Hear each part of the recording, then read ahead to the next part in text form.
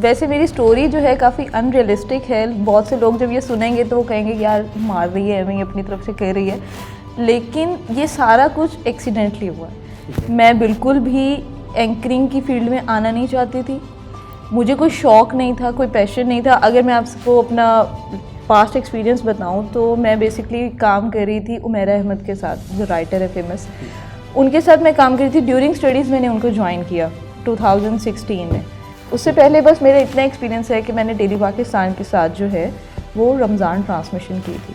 Easy गो job बिल्कुल भी नहीं है, मीडिया की फील्ड बिल्कुल भी ईजी गो नहीं है। आपको 24 घंटे स्टैंड बाय रहना पड़ता है। उसमें मेरा जो सबसे फेवरेट है वो है संडे ब्रांच। उसमें हम बैठते हैं एक आम आदमी के साथ, उसकी मर्ज़ी का हम खाना खाते हैं उसके साथ, और फिर उसकी ज़िंदगी के बारे में हम बात करते हैं।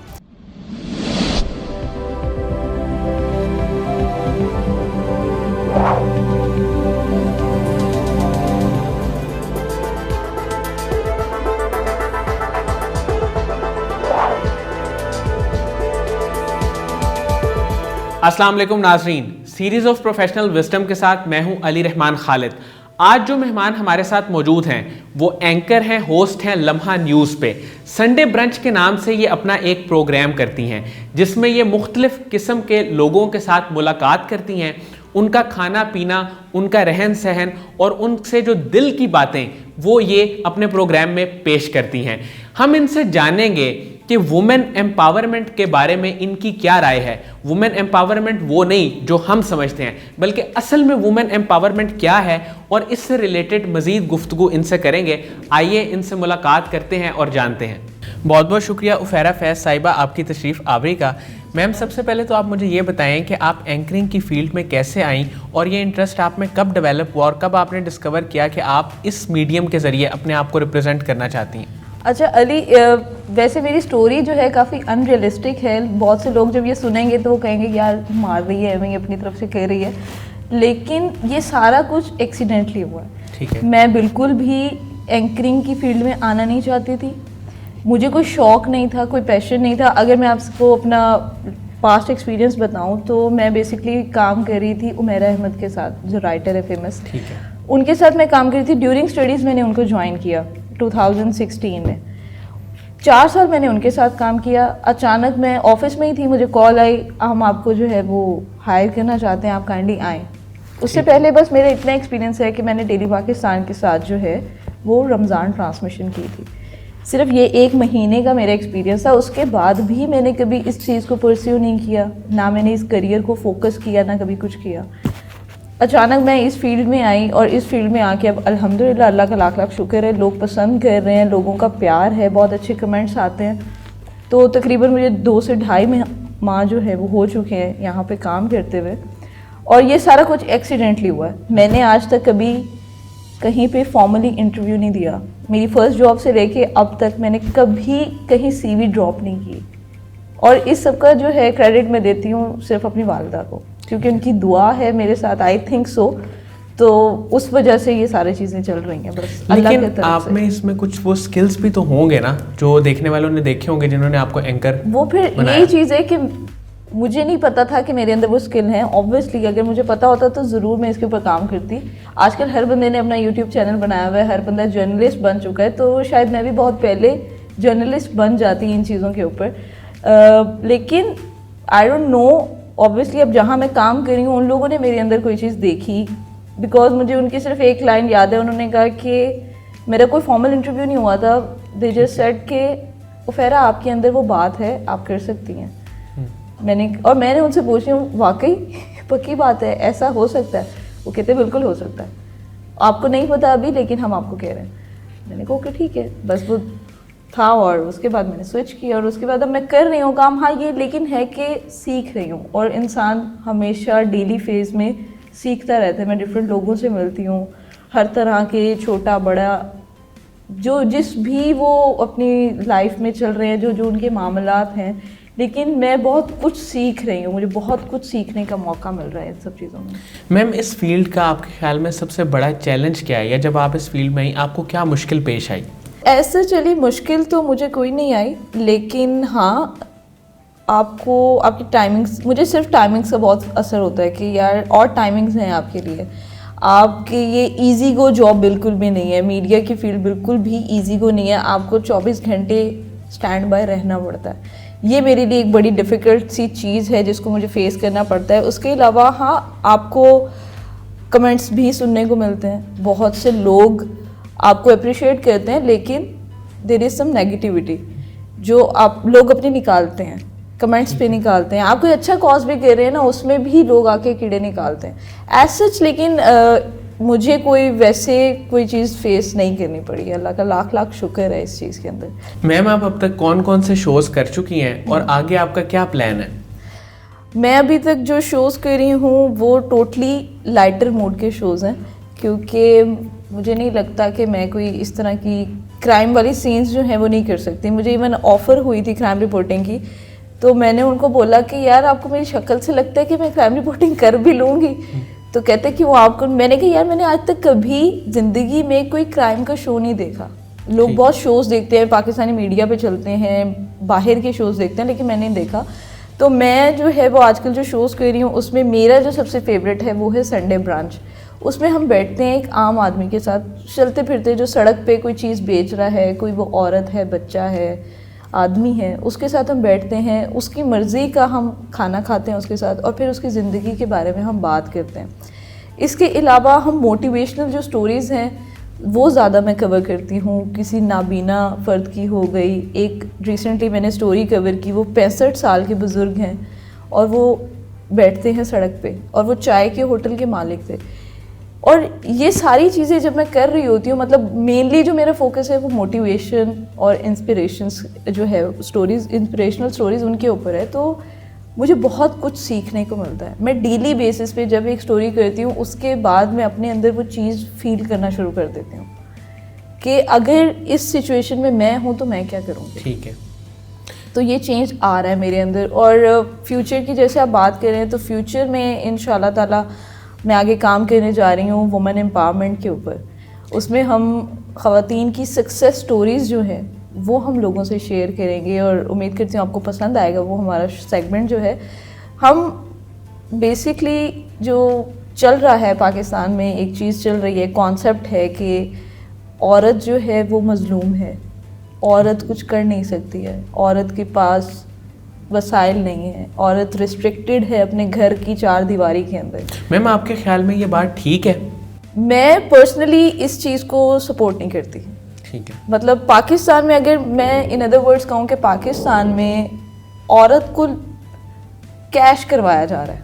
इन अदर वर्ड्स, औरत मार्च के नाम पे यहाँ पे बहुत कुछ अलग सी चीज़ें हो रही हैं। मतलब मुझे एक चीज़ समझ नहीं आती, आप लाल रंग का झंडा लेके किससे आज़ादी मांग रहे हैं?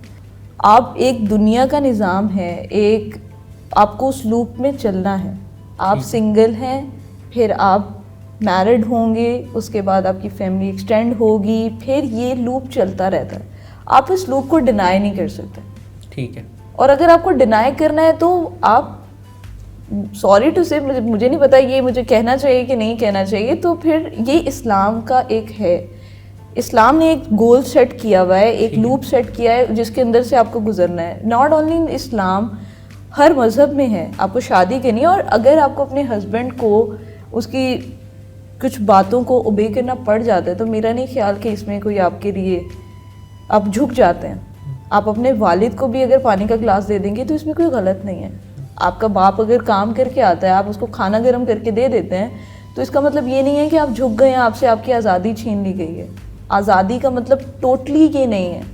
यहाँ पे चीज़ों को बहुत बुरे तरीके से जो है प्रेजेंट किया जा रहा है। और मुझे नहीं लगता, जो मेरा शो है जो मैं करने जा रही हूँ इंशाल्लाह बहुत जल्द, उसमें हम यही चीज़ें जो हैं वो लोगों को दिखाएंगे कि औरत मार्च में अगर एक चीज़ आप कर रहे हैं, वहाँ पे नारे लगा रहे हैं, अजीब अजीब तरह के उन्होंने स्लोगन्स पकड़े होते हैं जो इवन पाकिस्तानी मीडिया जो है वो दिखा भी नहीं सकता।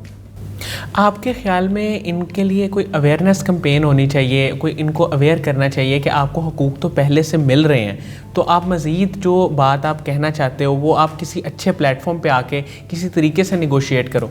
अच्छा अली, एक मज़े की चीज़ है, बहुत सी मेरी अपने जानने वाली हैं जो इस मार्च को, औरत मार्च के नाम पे जो चीज़ होती है यहाँ पे, उसको सपोर्ट करते हैं, लेकिन कभी उनसे अकेले में बैठ के बात करें उनके साथ आर्ग्यू करें, आप सारा कुछ करें, तो वो एट द एंड इस पॉइंट पे आ जाते हैं कि हाँ नहीं नहीं नहीं नहीं हमारा मकसद ये है।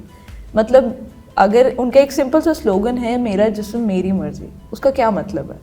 आप इन्हीं ख़वातीन से जब वो मार्च में खड़ी होती हैं, वो ऑब्वियसली मुझे लगता है कि उनके अंदर एक फ्रस्ट्रेशन है, एक एग्रेशन है, उसको करना चाहिए, उनको कवर करना चाहिए। मेरा ख्याल है यूनिवर्सिटीज़ के अंदर ये चीज़ें होनी चाहिए, स्टूडेंट्स को गाइड करना चाहिए इन चीज़ों के ऊपर कि अपने एग्रेशन को कंट्रोल में रखें। आप किसी के ऊपर भी आप इल्ज़ाम लगा देते हैं, मुझे नहीं पता, आप कह देंगे यार यहाँ से मैं उठ के जाऊँ, बाद में मेरे ऊपर कोई इल्ज़ाम लग जाए, आप उठ के जाए मैं आपके ऊपर इल्ज़ाम लगा दूँ। और मुझे इस चीज़ का भी यकीन है कि हमारा जो मुआशरा बन चुका है वो आपकी बात को इतनी अहमियत नहीं देगा जितनी मेरी बात को देगा। ऐसे ही तो आप अगर इक्वेलिटी की बात करते हैं तो इक्वेलिटी में मतलब सिर्फ ये होता है कि आप मर्द के बराबर आ जाएं, और आप किस वे में आना चाहते हैं सबसे पहले तो आप वो डिफ़ाइन करें। तो मुझे लगता है इन लोगों की काउंसलिंग होनी चाहिए, बिल्कुल होनी चाहिए। इनको यूनिवर्सिटीज़ में, स्कूलों में बाकायदा तौर पर लड़कियों को, लड़कों को ये सिखाना चाहिए, इस तरह की काउंसलिंग उनकी करनी चाहिए, ताकि जब उनका एक लर्निंग फेज़ चल रहा होता है, जब वो आहिस्ता आहिस्ता अपने फ्यूचर की जानिब जा रहे होते हैं और बहुत सी डेवलपमेंट्स आती हैं उनके अंदर, चीज़ें चेंजेस आती हैं उनके अंदर, तो साथ साथ एक ये चीज़ भी कहीं ना कहीं बैकग्राउंड पे उनके चलती रहनी चाहिए कि मैंने इसको इज़्ज़त देनी है, ये मेरा फ़र्ज़ है, ये मैंने काम करना है, ये मेरी बाउंड्री है।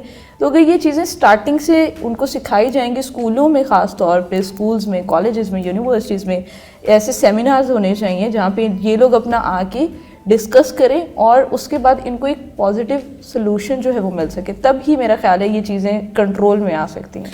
मैम, अगर कोई ख़ातून आपके पास आती है और वो आपसे सवाल करती है कि हम अपने हकूक़ के लिए इस मार्च में जाना चाहते हैं, तो कोई 3 ऐसी नसीहतें या 3 ऐसी बातें आप उससे क्या कहेंगी?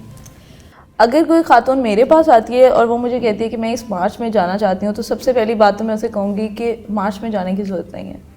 आप मुझे बताएं ऐसी कौन सी ख़वातीन हैं जो वाकई ही में स्ट्रगल कर रही हैं, जो अपने घर में बहुत से, मतलब अब अगर मैं उसे कहूँ डोमेस्टिक वायलेंस का शिकार हो रही हैं तो भी गलत नहीं होगा, लेकिन क्या वो औरतें मार्च में जाती हैं? कभी नहीं जाती। आप देखिए सिंध की एक बच्ची है जो नंगे पाँव कोर्ट्स के चक्कर लगाती है और उसको आज तक इंसाफ नहीं मिल रहा। क्या ये ख़वातीन उसके लिए खड़ी होती हैं? नहीं होती हैं। जब तक एक चीज़ सोशल मीडिया पे वायरल ना हो जाए, जब तक कोई इंसिडेंट जैसे मोटरवे का इंसिडेंट हुआ, जब तक वो सोशल मीडिया पे वायरल नहीं हुआ तब कोई तक स्टैंड नहीं लेता, किसी ने स्टैंड नहीं लिया। तब ये औरतें कहाँ जाती हैं? जब कसूर में छोटी छोटी मासूम बच्चियों का, उनकी इज़्ज़तों के साथ खेला जाता है, सारा कुछ किया जाता है, तब ये औरत मार्च वाली औरतें कहाँ जाती हैं? मेरा सिंपल, और मैं अगर मेरे पास कोई आएगा मैं उसको सिंपल एक चीज़ कहूँगी, अपने मसलों को खुद से सॉल्व करना सीखें। मैं एक प्लेटफॉर्म पे आके बैठ जाऊँ, वहाँ पे आके मैं चीखूँगी मुझे ये मसला है, मुझे फ़लाना मसला है, तो मेरा नहीं ख्याल कि वहाँ से उठ के जाने के बाद मेरे मसले हल हो जाएंगे। कुछ चीज़ों में आपको कॉम्प्रोमाइज़ करना चाहिए, कुछ चीज़ें आपको अगले बंदे को समझानी चाहिए, और ये सारी चीज़ें कम्युनिकेशन से होती हैं। ठीक है मैम, मुझे ये बताइएगा कि आप एंकर हैं और आप एंटरटेनमेंट शोज़ की तरफ ज़्यादा माइल हैं। आपकी इंस्पायरेशन कौन लोग हैं जिनको आप आइडियलाइज़ करती हैं, जिनको देख के आप सीखती हैं? अच्छा, स्टार्टिंग से मैं जब से देख रही हूँ, अगर मैं कहूँ बचपन से देख रही हूँ, पता नहीं वसीम भाई गुस्सा कर जाएंगे इस चीज़ के ऊपर, लेकिन वसीम बदामी, और उसमें कोई दो राय नहीं है, उनका way of talking, the way he ask a question, मतलब मुझे ये लगता है कि वो मखमल में लपेट के कुछ भी पेश कर देते हैं। अच्छा। और अगला बंदा उस चीज़ में फंस जाता है। और सोशल मीडिया की अगर मैं बात करूं तो सोशल मीडिया पे नो डाउट हमारे जो स्टार हैं यासिर शामी, उनकी वीडियोस मैं बहुत देखती हूँ और बहुत कुछ सीखने को मिलता है उनसे। और इवन मुझे लगता है कि आपको अपनी लाइफ एंजॉय करनी चाहिए। लाइक यासिर जिस तरह से अपनी लाइफ को एंजॉय करके वो किसी से बात कर रहा है, वो कहीं से आपको वो लग ही नहीं रहा कि वो शो करे, वो लग रहा है एक रैंडम 1-to-1 डिस्कशन हो रही है और उस डिस्कशन के बाद आपकी वीडियो कंप्लीट हो गई। तो मुझे लगता है आपको अपने काम में भी इसी तरह से इंजॉय करते रहना चाहिए। एंटरटेनमेंट का पॉइंट ऑफ व्यू हमेशा जो है वो होना चाहिए आपके काम में, मुझे ये चीज़ लगती है। तो इसी तरह से मैं इन लोगों को फॉलो करती हूँ और इन लोगों को देख देख के सीख रही हूँ। मैम कासिम अली शाह साहब की फाउंडेशन है, उनका काम है, उनकी वीडियोस भी आप देखती हैं, उनके बारे में आप क्या कहेंगी? उनके बारे में अगर मैं कुछ कहूँगी, मुझे लगता है मैं अपने लफ्ज़ों से वो चीज़ नहीं बयान कर सकती। कासिम अली शाह एक प्रोडक्ट है, एक ब्रांड है। कासिम अली शाह को आप एक लाइन में, एक जुमले में बिल्कुल भी बयान नहीं कर सकते। वो उस्ताद हैं, वो लोगों को सिखा रहे हैं, वो लोगों की मदद कर रहे हैं। कितने हज़ारों ऐसे लोग हैं जिनकी वजह, जो कासिम अली शाह साहब की वजह से जो है वो अपने जो है बिजनेसेस रन कर रहे हैं। और ये इस तरह के लोग बहुत कम होते हैं। मैं ख़ुद कासिम अली शाह साहब की बहुत वीडियो सुनती रही हूँ, क्योंकि मेरी लाइफ में एक फ़ेज़ आया था जब मेरे फादर की डेथ हुई। उसके बाद जो है वो ज़ाहिर है आप काफ़ी ज़्यादा अंदर से जो है आप टूट जाते हैं। एक बहुत जो है वो होता है, इस तरह की ट्रेजेडी थी। तो मैंने कासिम अली शाह साहब को बहुत सुना है और बहुत कुछ मैंने उनसे सीखा है। मेरे अपनी पर्सनालिटी में चेंज आया। मतलब मैं उनकी जो वीडियो सुनती थी, वो सुनने के बाद मेरी ये कोशिश होती थी कि मैं मैक्सिमम हो सके जितना मुझसे, मैं इसके ऊपर अमल करूं, वो चीज़ मैं अडॉप्ट करूं। एटलीस्ट वीडियो सुनने के अगले दिन तक या जब तक मैं इनकी कोई नेक्स्ट वीडियो सुनती हूँ, मेरे अंदर वो पिछली वाली चीज़ आ गई हो। तो कासिम अली शाह साहब जो हैं वो ब्रांड है। कासिम अली शाह साहब को मैं एक्सप्लेन नहीं कर सकती, वो उस्ताद हैं। बहुत बहुत शुक्रिया उफैरा फैज़ साहिबा आपकी तशरीफ़ आवरी का। नाज़रीन, मुझे उम्मीद है कि जो लोग एंकरिंग की फ़ील्ड के बारे में जानना चाहते हैं और हमारे जो करंट इश्यूज़ हैं इन पे जो लोग इल्म रखना चाहते हैं और इसके बारे में जानना चाहते हैं, उनके लिए इंटरव्यू इंतहाई मुफीद साबित होगा। बहुत बहुत शुक्रिया। अल्लाह हाफ़िज़।